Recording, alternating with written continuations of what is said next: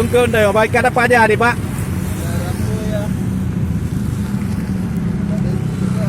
Juga berapa tuh satu porsi?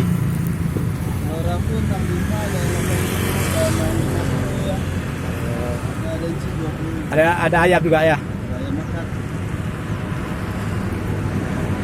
Kayak mana? Ada berapa porsi laku satu hari? Ada sekitar banyak juga. 2 ekor ya? Banyak juga ya? Karena sekalian sama rumah makan.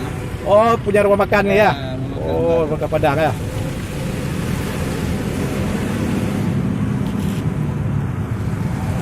Ini punya lembah harau ya?